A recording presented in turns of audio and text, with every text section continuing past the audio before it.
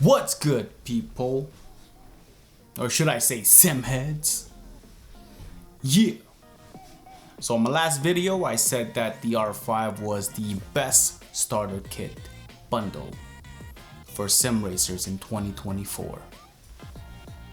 Just because I said it was the best bundle of 2024 doesn't mean it's the cheapest one, although it is a really good price in the direct drive world. It's still not the cheapest, because let's face it, ain't nothing cheap about sim racing. Everything is expensive. Everything. And you'll find out once you get in. Now, that being said, if you're working on a really tight budget, alright, maybe you're a student paying student loans, but you want to have your me time after your studies just to unwind. Or if you're a family person, got other priorities, so you can't justify spending $600 plus on a game controller, because let's face it, it is a game controller. Then I would recommend, like I mentioned on the first video, to go on the used marketplace. Alright, I don't care what website it is. Of course, do your due diligence and check the product, test it before buying it. Now, that being said, I still do believe that if you are working with a budget, that the Logitech G29 is still a good choice. I mean, if you do get it for, let's say, $180 USD with a shifter, roughly about $250 Canadian,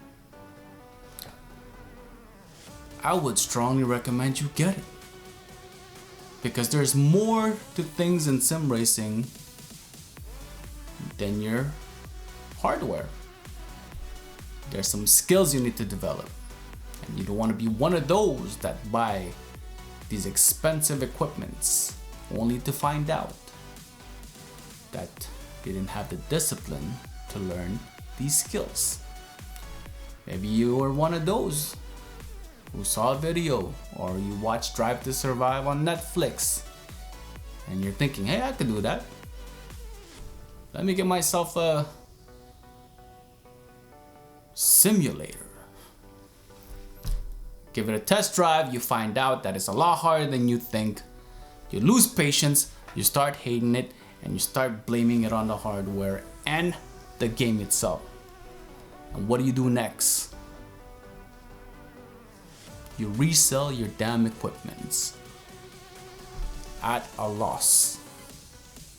So, if you're somebody that's, just wanna try it out, see if you're gonna like it, then yes, go for those older model hardwares.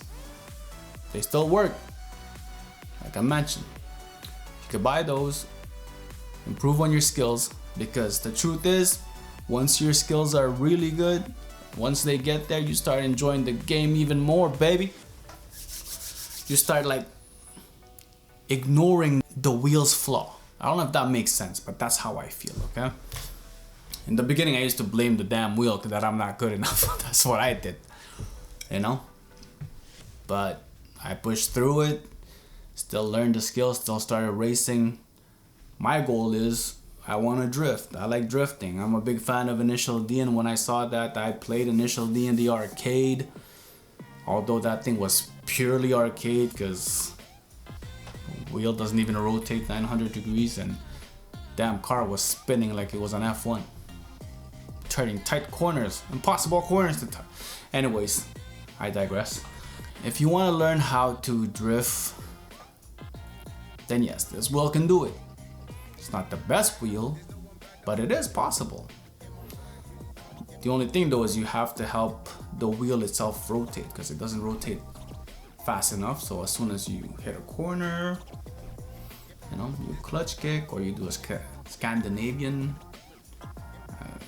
I forgot the terminology for it, but you do that flick thing, and then you gotta help the wheel rotate the opposite way again, because it doesn't do it fast enough. That's the only issues with this wheel. That's why a lot of drifters, they say to avoid it, because it could cause a, what do you call that, a bad habit as well. Sometimes once you go for a better wheel, you might try to help the better wheel, and you know, you don't learn how to, you gotta trust the wheel. You gotta trust the new wheel at that point. And with this one, you can't really trust it. You gotta help it. If you want to do rally, you could do rally. I play a lot of rally all the time. I like rally. This wheel works well with that. If you want to do some GT3s, go for it. I mean, I played Assetto Corsa Competizione with it, and it's good. It works. Does the job. I'm not gonna say that I'm crazy good at it, because sometimes I find the pedals are the weakest thing on this bundle. And you know what they say? They say, if you have something to upgrade first, upgrade the pedals. Mind you, a lot of people are still gonna ignore that, because what they want to do is get that immersive feel, that smoothness of the wheel. Because the truth is, the G29 too doesn't feel that great. It doesn't feel that realistic, although it does have like a decent force feedback. I'm not gonna say it's good, but it's decent. It's still gonna help you, you know, like I said, learn. It's gonna help you learn the hell is this? It's gonna help you learn what? It's gonna help you learn the racing fundamentals. Let's just put it that way.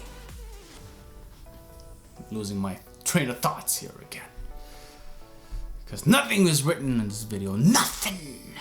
Everything is improv. And sometimes that's good and sometimes that sucks. So if you're somebody that just wants to get started, okay, and you're in the fence of getting the G29, but you watch so many videos on YouTube talking about the best wheel, truth is, work on your skills. Work on the fundamentals of racing, of drifting, of rallying, whichever discipline you choose to go with. Because the wheel is not gonna make you fast. It's the person driving the wheel that the wheel is driven by that is fast. Super fast. Quote, super fast. So yeah, that's all I gotta say for this video. So with that being said, let me know if anything I said makes sense to you. Leave a comment down below. Let me hear your thoughts. If you liked the video, give it a thumbs up. If you didn't like it, hey, we could always part ways as Simheads. Screaming Rubbers. We out.